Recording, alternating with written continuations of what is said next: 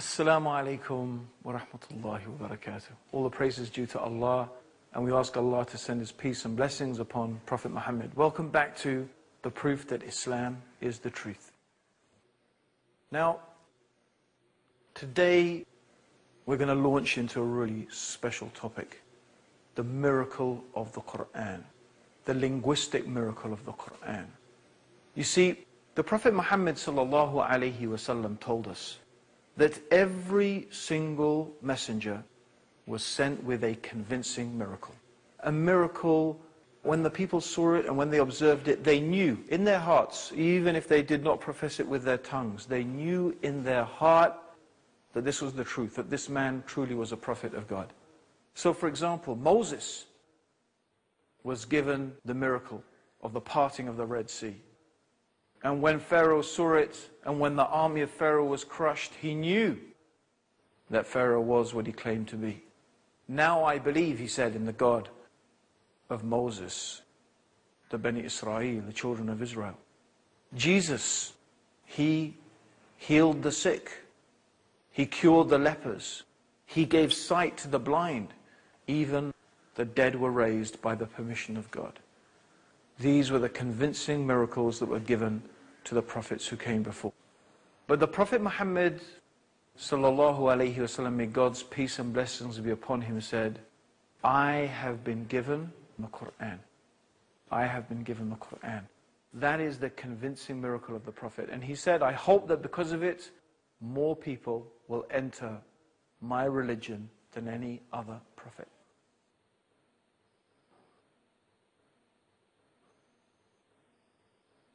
So today we're going to be discussing the miracle of the Quran.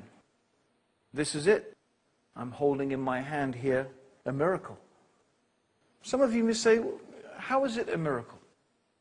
If you watched the previous series, you would have got an inkling into how the Quran, in terms of its preservation, is truly an amazing thing.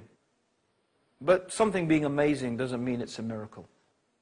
So what do we mean by a miracle exactly? Well, a miracle is something that cannot normally be achieved by natural processes. And a miracle is something quite different from magic. Because, for example, there are things that magicians can do. Like, for example, when Moses went to Pharaoh, and the sign that God gave to Moses was his staff. When he threw the staff, it became like a snake. And Pharaoh said, well, I have magicians who can do the same thing. So he called his magicians, and he organized a competition between the magicians and Moses.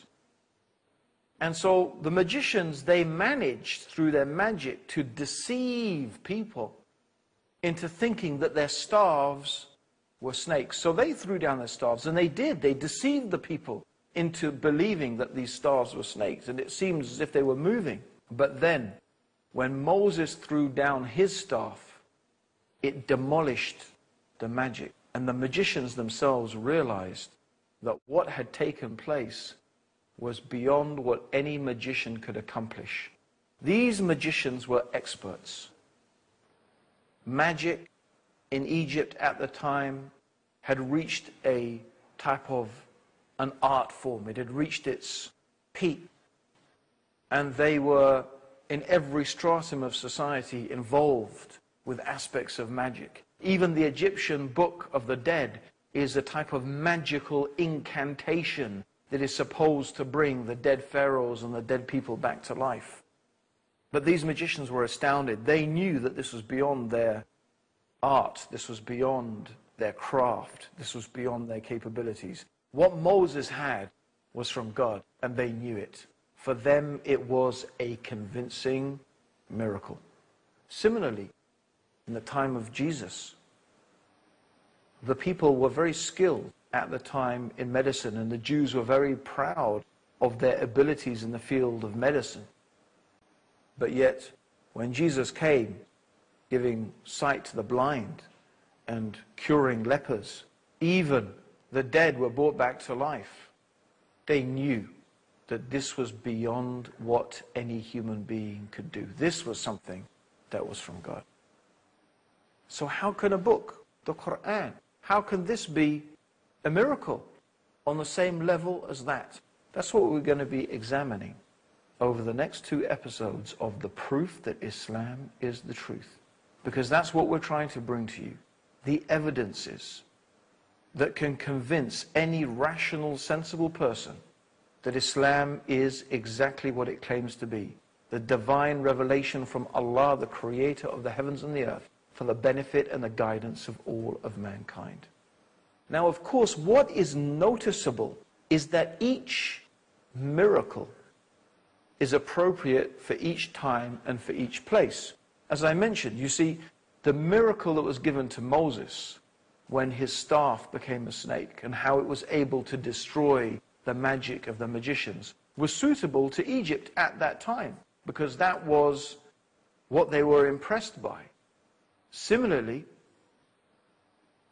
in the time of Jesus, the doctors and the people who were expert in medicine were very impressed. They knew that compared to what their capabilities were at that time, there was no way that they could do those things. They knew that what Jesus had brought was something that was from God. So it was very suitable to that time, to that place. But the Quran is for all times. The Quran is until the Day of Judgment. And the miracle of the Quran is not just one miracle. Its aspect is miraculous in many, many different ways. And certainly, one of the miraculous aspects about the Quran are the statements in the Quran concerning the natural world, concerning things that normally is the realm of scientific investigation. Yet, the Quran contains information that no person could possibly have known 1,400 years ago. These are the scientific miracles of the Quran, because the Quran is guidance, the age of science, just as it was guidance for the age of the Prophet Muhammad, may God's peace and blessings be upon him. But our topic today is not the scientific miracles in the Quran. We're going to be dealing with that in some further episodes. Today, our topic is the linguistic miracle of the Quran. And in some ways, this is a historical investigation, although it is still something that is a challenge that stays until this day. Because the Arabic language is a living language. People still speak Arabic. People can still pick up the Quran who speak Arabic and read it and understand it and comprehend it, even though this book is 1,400 years old. You would be very hard-pressed. In fact, I don't even know if there is another book like this in the world today, or another language like this in the world today, that is so ancient, yet people still comprehend it and still people understand its language. So this is something very special about the Quran. But what we're going to be investigating is this linguistic miracle of the Quran, the challenge of the Quran that was laid down to the Arabs 1,400 years ago. If you do not believe that this book, the Quran, is from God, then produce one chapter like it. Just produce one chapter like it. And if you can't do it, and verily you will never be able to do it, then fear the fire, fear the hellfire, whose fuel is men and stones. So this is the challenge of the Quran. The challenge was for the Arabs to produce just a chapter like the Quran. So I want to really spend a little bit of time explaining the significance of this. And in order to do that, we need to travel back in time, and we need to understand something about Arabia in the time of the Prophet Muhammad. May God's peace and blessings be upon him. And we have to understand that this was a time, this was a place with no civilization that we can speak of. It was a real backwater. There was no real civilization there. It was, in fact, the life in Arabia in the time of the Prophet Muhammad was barbaric. We could describe it as barbaric. A common practice was female infanticide. They had no roads, no impressive buildings, no amazing infrastructure, no art forms to think of and to talk about. But what they did have, of course, what was in place was the language. They were masters of their language. And if they had a civilization, their civilization was in the language itself. And we're going to talk about that in more detail after the break. Don't leave us. Stay with us for the proof that Islam is the truth, the linguistic miracle of the Quran.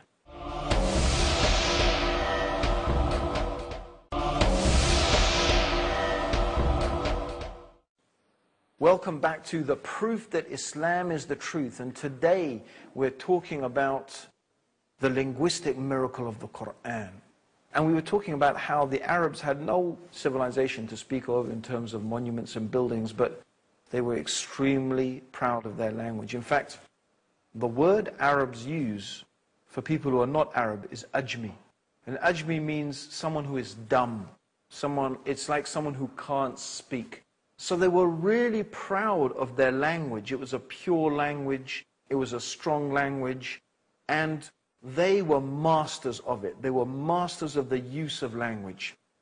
And they were very, very fond of poetry as well. In fact, they had a marketplace for poems, a marketplace for poetry. It was called Uhaz. And this is the context in which I need to place the revelation of the Word of God, the Quran.